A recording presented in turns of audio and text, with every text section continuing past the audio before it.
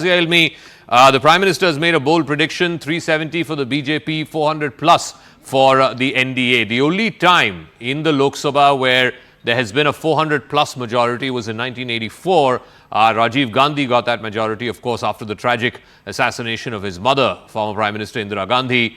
So the Prime Minister making such a prediction from the floor of the House, the opposition is saying this is just bluster, this is just muscle flexing, it's just election rhetoric. Where is the BJP going to get those extra 70 seats from?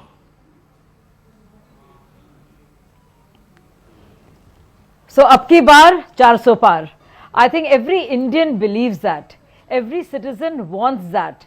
And that is just not a slogan or a belief, but a desire of every citizen who seeks a better deal in today's times and wants a vikasit Bharat, which is a developed India and a safe India, secure India and a prosperous India.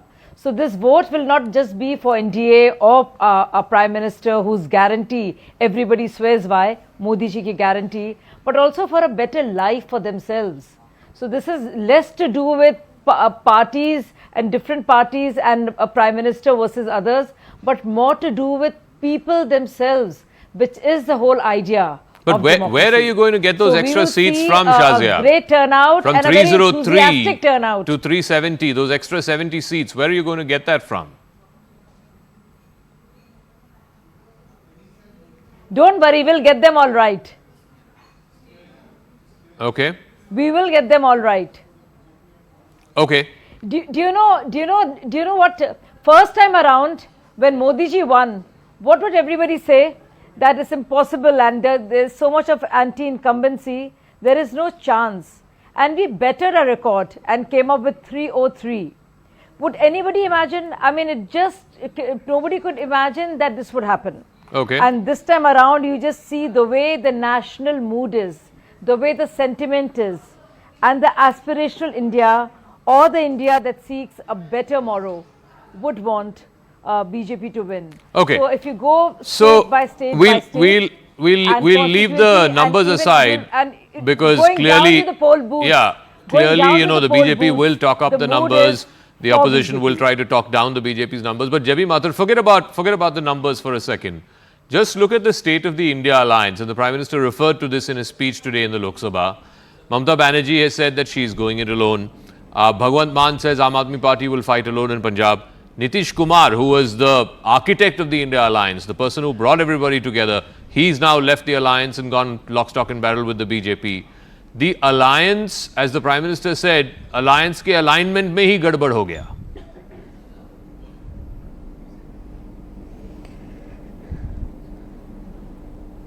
I have no hesitation in saying our Prime Minister, because he is our Prime Minister.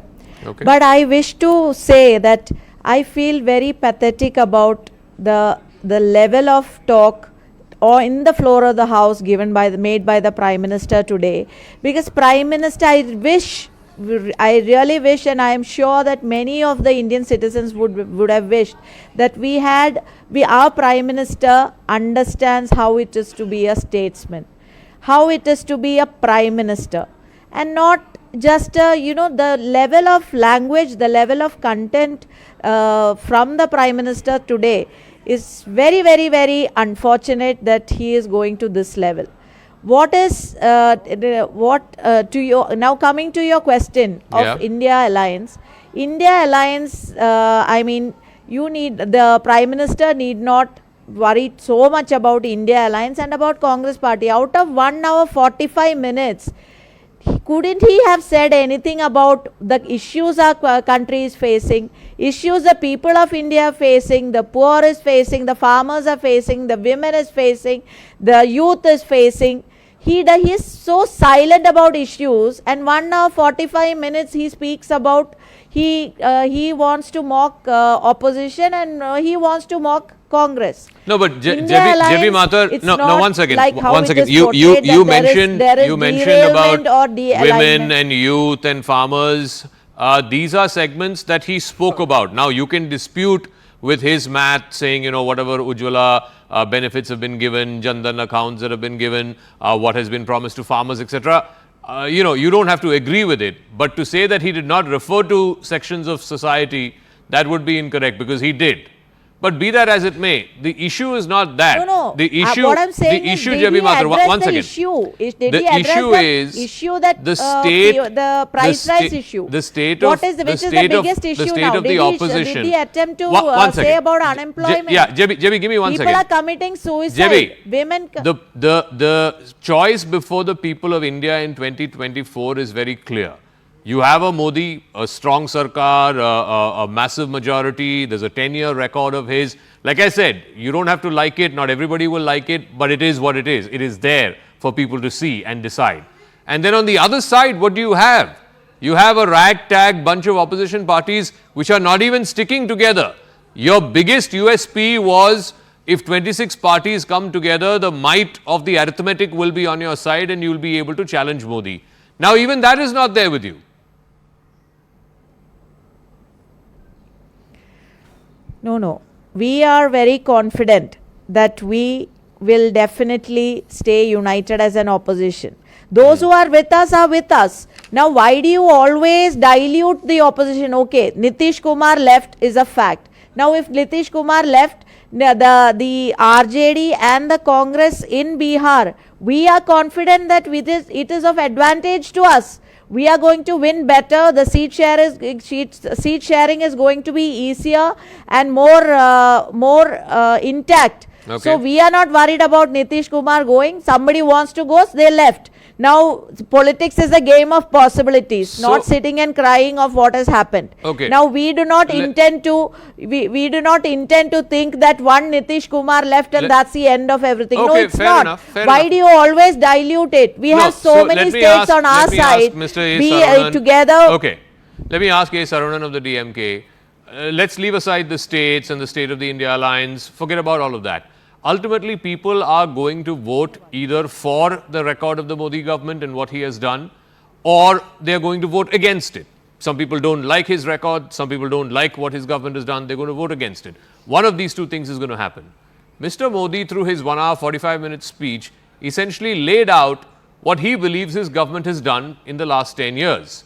Whether it is, 10 crore Ujjawala schemes, 10 crore Swachh Bharat toilets that have been built, the number of Jan Dhan accounts that have been opened. But the opposition has reduced the entire narrative, or the entire narrative of this election to, they're a Hindu majoritarian government, they are not inclusive, they are anti-minorities, so on and so forth. You have reduced this to just one issue and looking at it from a narrow prism of Ram Mandir and majoritarian politics. Whereas there is welfareism, there is Labharti. And these people, time after time, election after election, including the recent, Madhya Pradesh, Rajasthan, Chhattisgarh elections, there is evidence to show that the Labhartis have voted for the BJP. Yeah.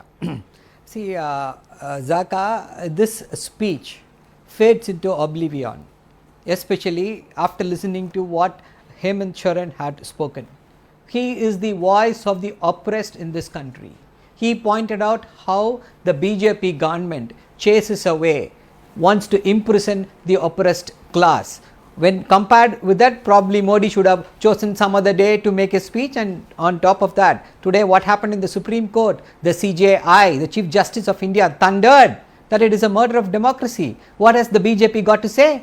Does the Prime Minister have any answers to that? See, if the BJP has left with modicum of shame, what they should have done, they should have called up that mayor from Chandigarh, should have resigned. They should have had a poll. They should not have waited for the Chief Justice of India to speak about the despicable state of democracy in our country. This is what we are facing day in and day out. And if you look at the speech of the Prime Minister, how different it is from the 1,000 other speeches he has made in the last 10 years.